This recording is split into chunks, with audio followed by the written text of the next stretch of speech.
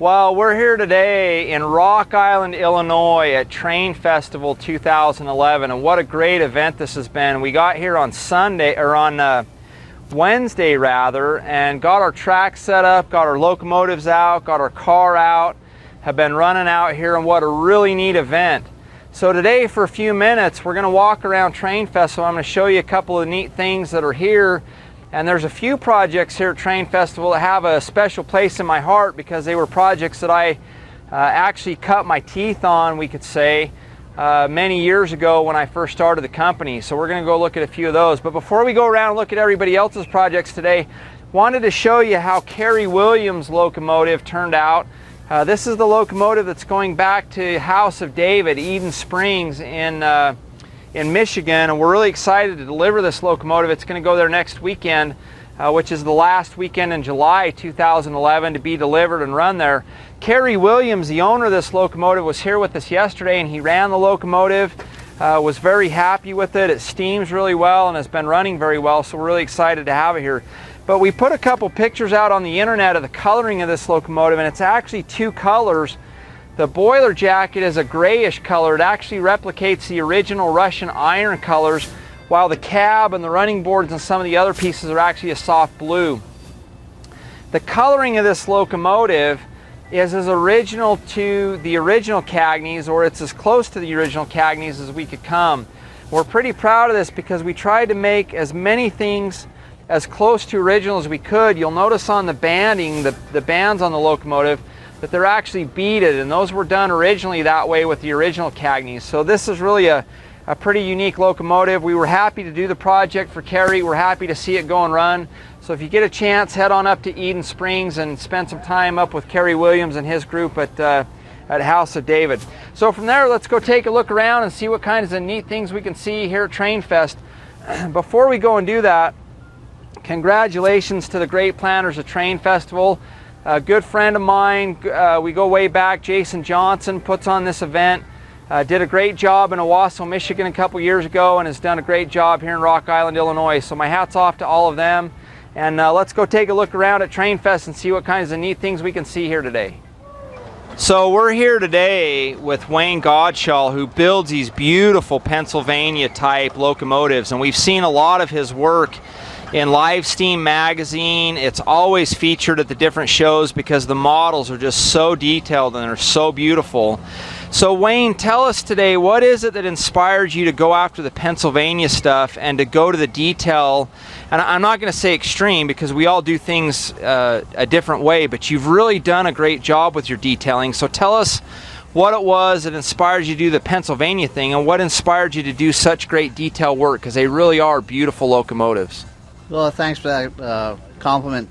What inspired me was just, I live in Pennsylvania. I missed seeing steam running, but I've been around it, ever since I could. I've been around trains ever since I can remember, O-scale.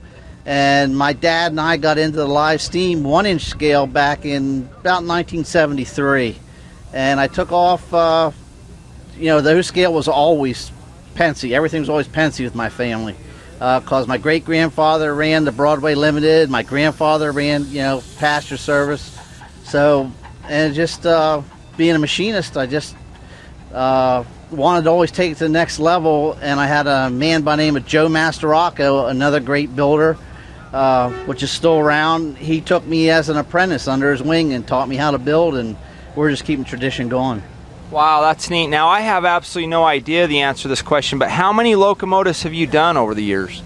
Right now, we're still doing them. When I say we, because it's now a business, I have guys working for me, I have employees. I still have final say of everything that goes on. My hands are still on everything. But we're just starting the 182nd engine. 182nd engine. That's amazing. And have you been able to keep in touch with the locomotives? You know where they're at? They're still running? They're still doing good? Yeah, we know where most of them are. Some I've lost track of. Now, that's not all total scratch build. That's rebuild. That's boilers. That's, doing this, doing that for everything. But, I built the shop up. The business is now 12 years old, and we just cater to we want to keep live steam going. We're trying. I'm always pushing live steam. You know, we want, right now we're pushing we're actually in the development stage of a consolidation bolt together kit, a Penske H10. And late fall, we should have the first one running. Wow, that's great. Congratulations. That's wonderful. So now, finally, before we let you go, tell us a little bit about your webpage, how we get in touch with you. If folks are interested in this kind of thing, we want to make sure that they can call you and get the information that they need. So tell us a little bit about how to contact you so we know how to reach you. The easiest way is go to the Discover Live Steam page and just click on locomotives for sale, and my website's right there. Click right on it and contact. It goes right to my email. And I do contact people back. My wife gets upset with me because I check my message machine every day, all the time, and I shoot emails back. So a lot of people like what I do because I'm hands-on all the time with it. Now we do have, believe it or not, even though this is a YouTube video, a few viewers that don't do email. So will you give us a phone number that they can call just in case? Sure. It'd be 717-215-7776.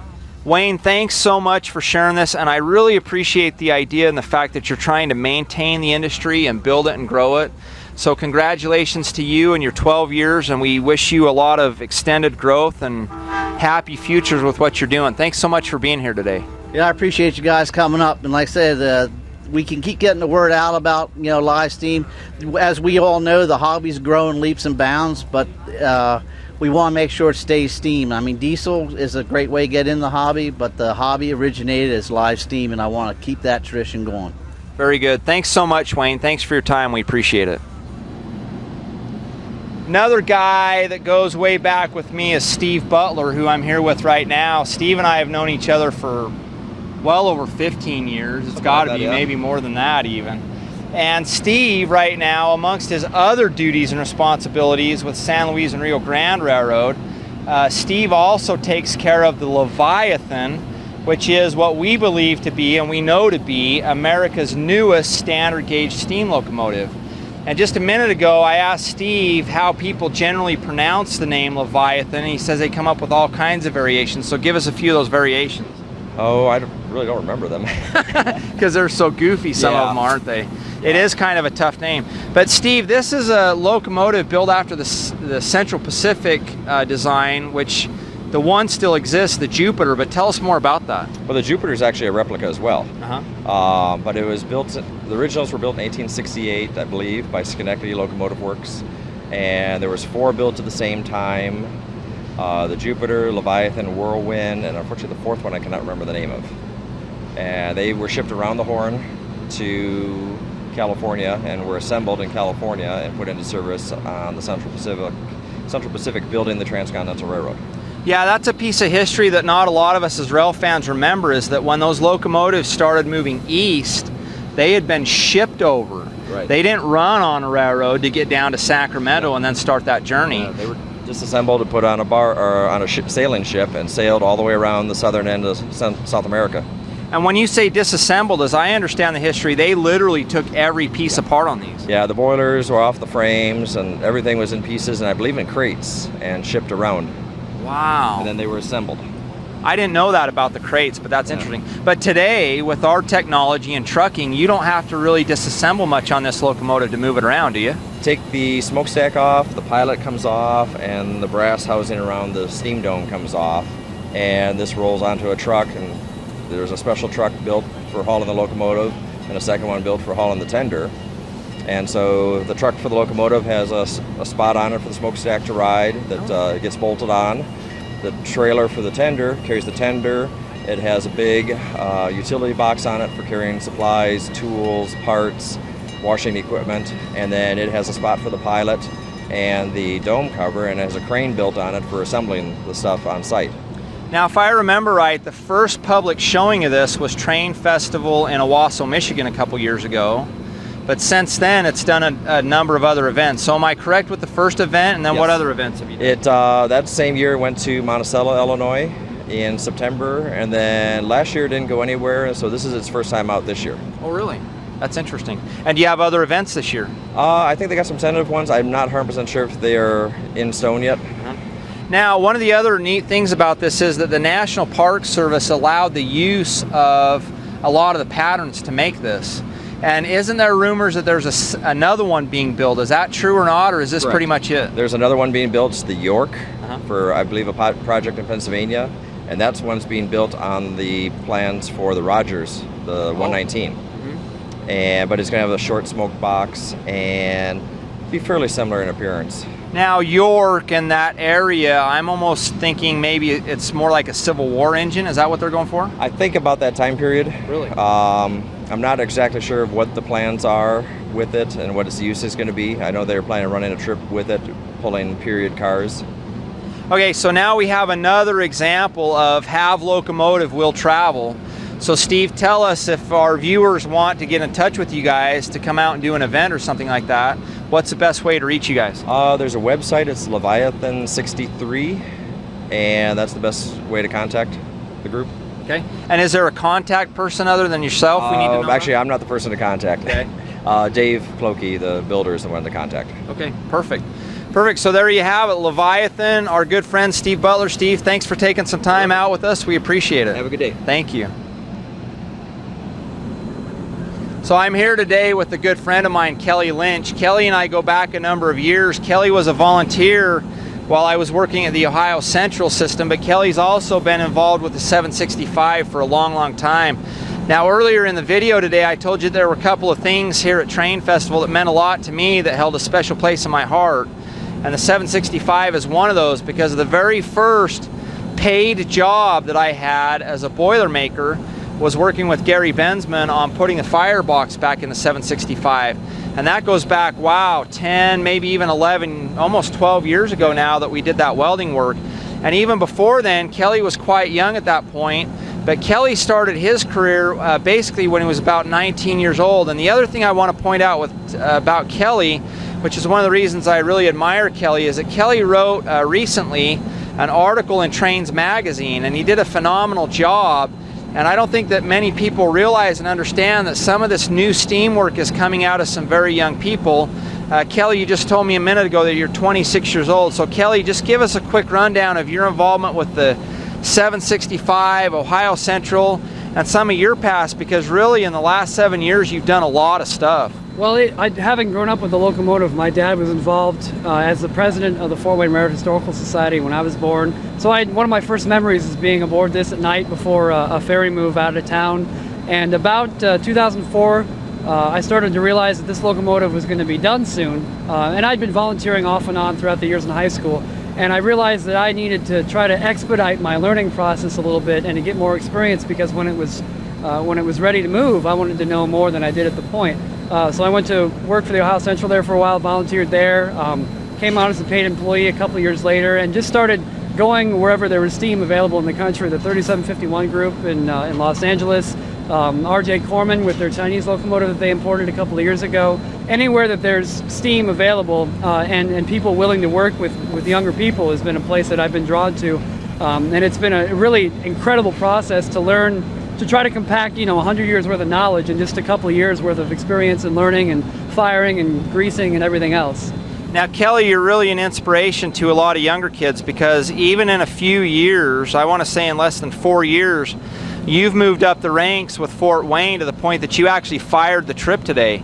So tell us what it takes to start out young and get to a point that you're at in such a quick amount of time. Like I said, you're really an inspiration to everybody. Well, I appreciate you saying that, because I am not necessarily a mechanically inclined person. I'm more of the creative sort, and it's interesting. A fireman at the Ohio Central and I were having a conversation once about firing, and we talked about it as an art. You've really got to have a feel for it, which speaks to me greatly.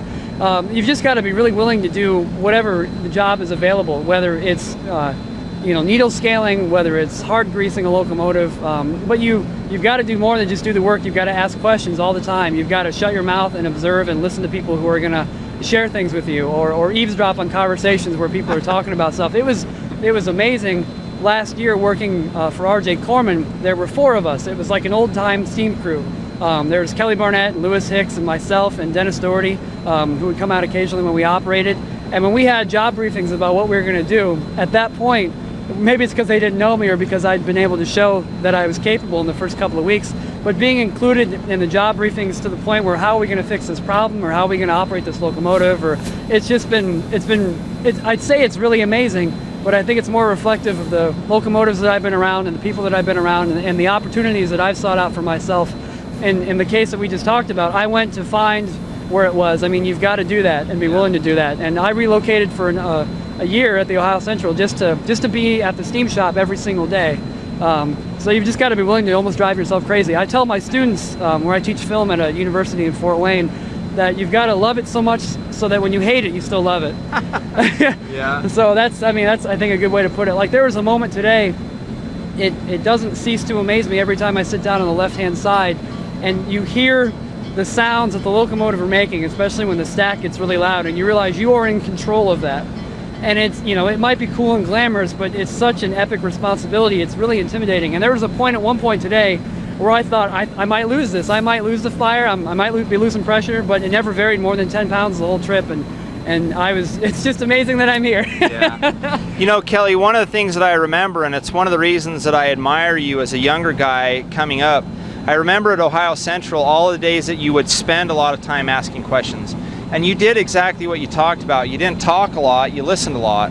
And so that's really an important key. So that's great that you said that. The one last thing that I wanted to mention, Kelly, you do a lot of writing and other stuff. So you've obviously been able to take the stuff that you bring in and then write it back out again. So talk to us for just a minute about how you became interested in writing and how you got into that. Well, it was almost that same time when I realized that I needed to know more about the locomotive and about steam locomotives in general, that I also realized that this thing was going to be out on the line again and people needed to know about it. And I wanted everyone to feel the way that I felt about it. I still look at it and it still looks taller than anything I've ever seen every time I lay eyes on it. And I've been a writer most of my life, and it's trying to encompass those feelings that we have when we work on these machines, and to try to make it, the most important part about it is to try to make laymen, general public people, get a taste of what it's like or why we do what we do. Because if they don't care, then why do we do it? It's just not going to last. So that's been, the prerogative for me is to try to get the general public to feel like I do, which is excited and amazed and humbled in the face of this history. As you mentioned a few minutes ago, you've got to love it so much that even when you don't, when you have those long days. I remember a lot of long days on the Ohio Central, but I look back at that experience, it was still a very good experience for all of us. And so it was something that, you look back and say, yeah, we put in some hard hours, but we still love it. Now, Kelly, before we let you go, this is a shameless plug moment for you. How do we get involved with Fort Wayne? How do we get involved with 765? How do we contact you? I know that you'll mentor other people. You're a teacher, Sure. You said that. So tell us how we contact you, how the young guys get in touch with you, and how you mentor them up from there. We, as the organization, has a really active presence on Facebook. Our website is fwrhs.org or 765.org, depending on your choosing. My email is just Lynch, Lynch, at fwrhs.org. And it really, we have a guy who's running today who's run with the Sioux Line engines, and for 2 years he's been talking about coming out. And he's got a pretty epic commute. He comes down from Milwaukee to operate and to work on the locomotive in the shop, which is really important. And for 2 years I said, you just got to come out. You just got to show up. That's all you got to do. And that's really all you got to do. Well, very good. Kelly, thanks so much. Again, thanks for your inspiration, the hard work that you do. I hope to we all look forward to more articles from you and more of the great work that you're doing. So Thanks for your time. I really appreciate it. Thank you. Thank you very much, John. So we're here with another one of our heroes from the 765 group, Rich Melvin. And Rich, I want to talk to you today because when you and I first met, it was at the Ohio Central Railroad. Right. And you were very caring and very kind to me, particularly as a young person. And when I look at your crew, and I talked to Kelly a few days ago about the engine, about his experience with 765, Rich, you really have a desire to see the younger guys get involved and stay involved in it and come up in this. I mean, you've got to be one of the oldest guys in your group. So, Rich, tell us a little bit about why it's so important for you to see these younger guys come up in this. Well, my interest in this is preserving the history that it represents. And as you said, I'm getting up in years. Tom Stevens, a fellow that used to run the engine a lot, has retired. He's still in good health, but he's not part of our group anymore. And the day's coming when I'm going to pull the pin. So seeing this transferred to the next generation is a wonderful thing, and I'm all for it and encouraging it as much as we can.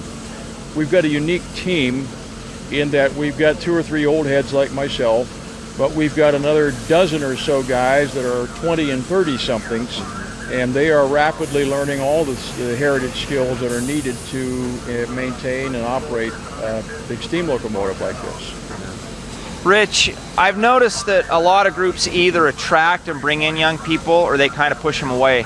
There's something that you're doing from a management side of things that's clearly attracting these younger guys. What do you think it is that's keeping them around under your direction and your management style?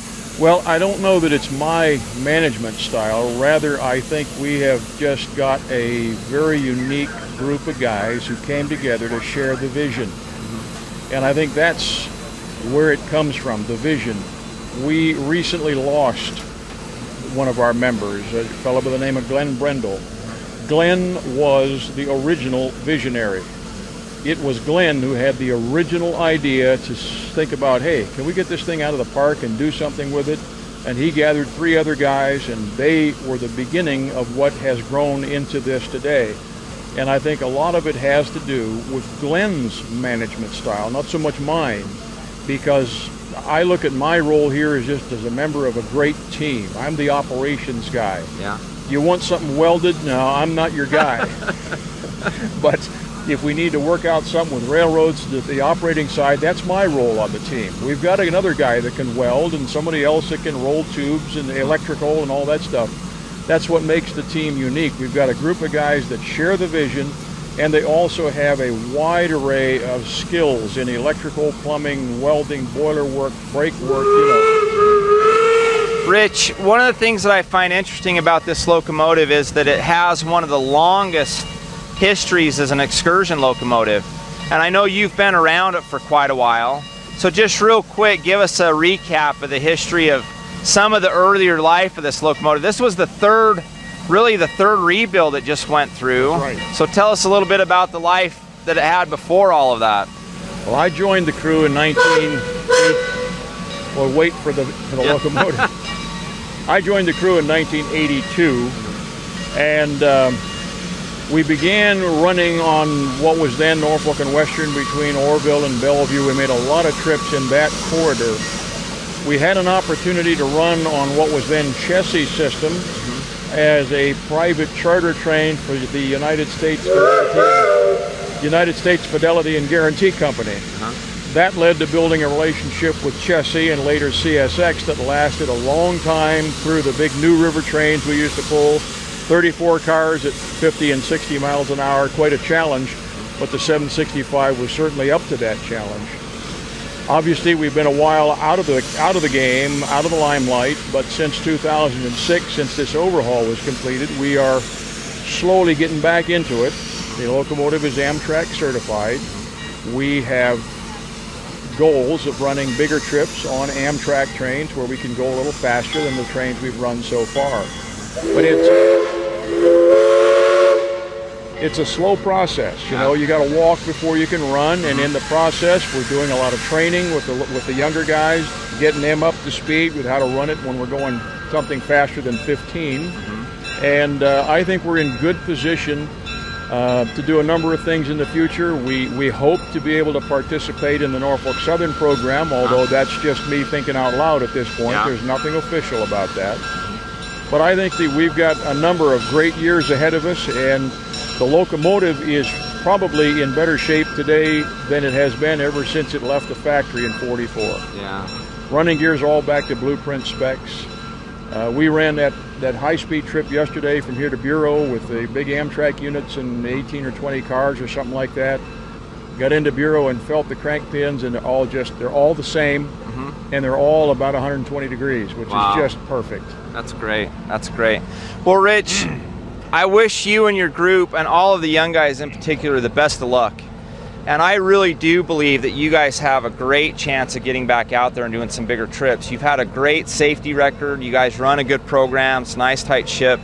So I really think that you guys have a bright future ahead of you, and I hope that you get to stick around for a long, long time. You told me just a minute ago you're getting older. Is that what you said?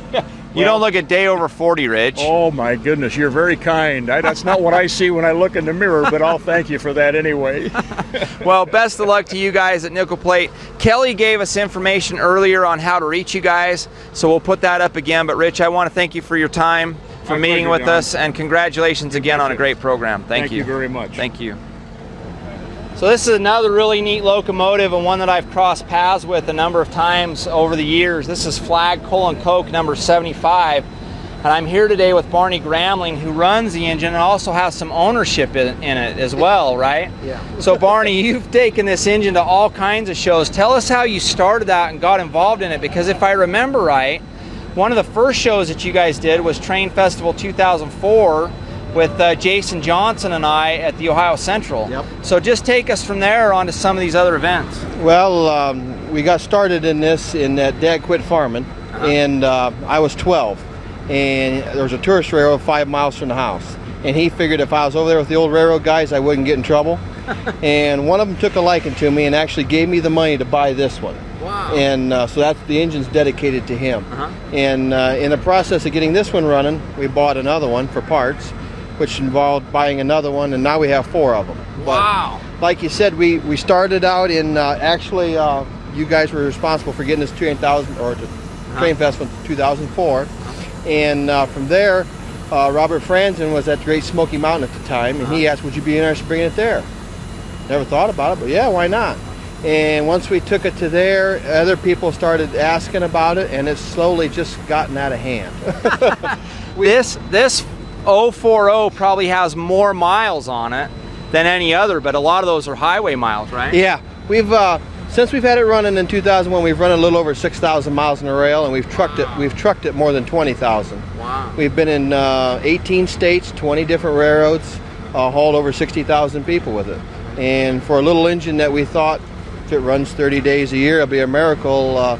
We put a lot of miles on her today. For a little engine, the 5-mile trips add up in a hurry. Wow, that's neat. Now, if somebody's watching that wants to have you bring this engine out, tell us how we get in contact with you and how we arrange that and put that together. If you get on, we have a Facebook page, which is Flag Coal Company. We also have a website, flagcoalcompany75.com, and from there you can get to Dad's email address or phone numbers. We're more than happy to work something out with you, because we try and work it out such that we go from one place to another. It helps on the trucking for everybody and everything. So now, I don't know if we can see in the video, but Barney is absolutely soaked wet. I just spent some time over in the pond over there, you know, the little kids fountain thing, but you're not wet, you are sweating. It is hot here. Yeah. Some people have commented I should get used to this, because I'll probably spend eternity at the same place where it's hot. But it is a little warm here today, but we're having a good time. Yeah, well, very good. Barney, thanks so much for your time. I appreciate it. Congratulations. Beautiful locomotive. Yep. And also, you do know that is our second one. Yes, I did know that. Yeah, but this is the famous one. This is the flagship. Well, this is the first one. Yeah, we hope Sadie gets as much attention as Hank does here in the future. So. Well, that's good. Well, best of luck to you. We'll encourage people to get in touch with you and have you bring their engines out for them. Thank you very much. Thank you, Barney. Have a good day. Thank you.